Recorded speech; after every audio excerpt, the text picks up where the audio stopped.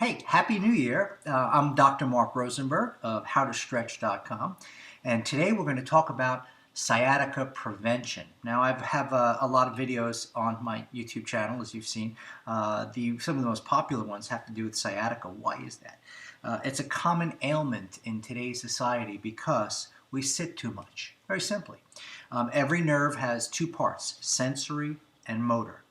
Two-thirds of the nerve are sensory fibers. They feel pain, temperature, touch, hot, cold. All sensations are sensory fiber, nerves going back to the spinal cord, up to the brain, telling you feel something. One-third of every nerve are motor fibers. Touch a hot stove, sensory fiber. Pull it back, you contract the muscles. That's motor fibers. Okay? So a lot of people, they fall down, they hurt themselves. Something gets misaligned, something gets torn, something gets tight. They get sciatica. That's understandable, and there are ways, and I go over that in the other videos, how to treat that, how to take care of that, how to maintain that. But a lot of people get sciatica, and the biggest questions I get, Mark, I was doing nothing. I stood up, and I got a shooting pain down the leg, and it's been going on a month, a year. Take your pick. Well, the reason is as a society, as a culture, many cultures, we're sitting a lot. And muscles atrophy. Even if you go out and run, you're consciously tightening those muscles. That's good. Don't get me wrong. Exercise is good. But if you sit all day long, there'll be fewer impulses, keeping a little bit of tone in the muscles surrounding the low back. That's why people push up after an 8-hour day at a computer and their back hurts them. The motor nerves weren't keeping a little bit of tone in there. They shut down. Not total atrophy like somebody in a coma or something like that where the muscles totally go away, but a little bit of atrophy. So if there's a little bit of a signal going through the motor nerve to keep a little bit of tone there, the muscles are ready for work when somebody pushes up out of their chair, when somebody walks down the hall from their office. And there's less of a likelihood for this to happen. Now, how does this happen? Over time, we could train ourselves not to have nerve impulses go to a given area. Somebody gets a cast on their arm, and they can't move their arm. At first, it's uncomfortable. And then what happens is they stop trying. And when they finally take the cast off, 8 weeks, 10 weeks later, whatever the duration may be, all the muscles are atrophied. That's because the motor nerves weren't contracting and doing work. Isn't that interesting? So let's take a look at our spine. From the L4, L3, L4, L5 nerves, those motor nerves innervate the strength in the lower body. If you go to the gym, work out for an hour a day and do a lot of crunches, that's actively contracting that. And that's good. You're going to keep a lot of tone there. But what about posturally? If I'm just sitting here, is there a little bit of nerve energy going to that area? Is it keeping my body correct? A lot of people, they come to see me, I have poor posture, Mark. The body collapsed. Well, that's because they're not engaging those motor nerves. And at one point, and I talk about this in my first book, if you want to go read about it, at one point in our history, we didn't have to worry about stuff like this because we were all so active. We ran, we hunt, we fished, we did all kinds of stuff. And we didn't have to worry about this. But the past couple of hundred years, we're decaying. That's a good way to put it. As humans, we're decaying. We're getting smarter, but we're decaying physically, and unless we reverse that for ourselves, we're going to have the last 30 years of our life filled with a lot of pain, and sometimes even before that.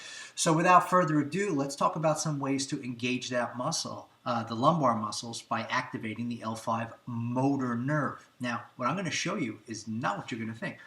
Oh, he's going to teach us leg lifts and sit-ups. Nah. What we're going to do is something in yoga is called the plank, or if you haven't done yoga, it's just simply the preparatory push-up position. So what happens, I get like so, and I just hold it. And I want you to hold it till you feel your muscles engage. Now what happens is if I'm actively doing push-ups, I'm actively using the muscles. What happens here is a lot of people, particularly if they're, the motor part of the nerves to the lower back are not being actively engaged, they're going to feel like they're collapsing there. It might even hurt. But by holding the muscles firm, not tightening up real tight, but just holding them up a little bit and letting those nerves wake up, if you will, you'll get some core strengthening.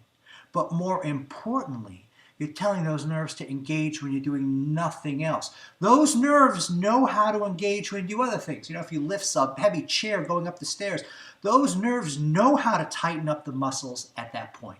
But they have forgotten how to stay toned when you sit at your desk. Okay?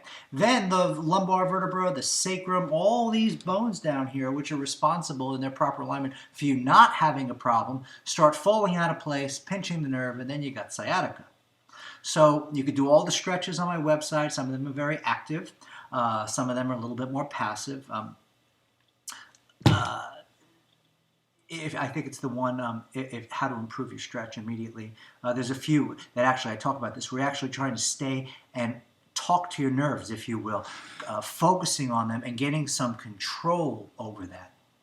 So again, if you hold this position, I'll do it from the front here, okay? And I just hold this position. It doesn't seem like much, but hold it for 5 minutes and get back to me, okay? Now don't go by I can't straighten this arm. This has a plate in it, so you don't have to copy that. Your arms should be straight, or in my case, if they're going to be bent, they should both be bent the same.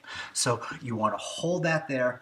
That'll start engaging it. You'll feel a little bit in your upper body. You'll be surprised at how much it wakes up your lumbar nerves, the motor nerves. So then you go and you sit at your desk, and you'll see your posture will be better. Your back won't collapse. While you're sitting there doing other activities that take your attention, what's going to be happening is those lumbar nerves are going to be sending messages to keep a little tone in that.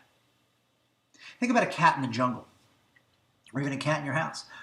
When they sleep, one ear is listening, just waiting. There's a little bit of awareness. Does it take a lot of energy on the part of that cat, whether it's a lion, a tiger, or a house cat? No, it's just, it's a little bit more primitive,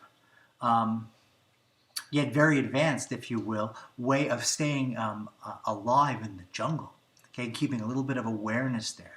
So they're not actively keeping their ear like this so they could hear. They're sleeping, and there's a little bit of awareness there.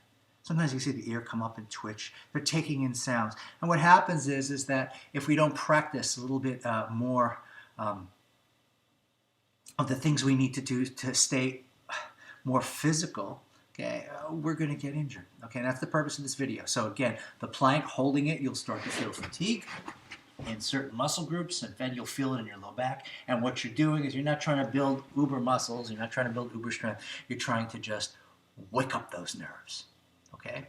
All right, that's today's video, and as you know, I have a free book, a free download on underneath this video. It answers a lot of questions and directs you to a lot of the videos for the problems I talk about in each chapter, all righty?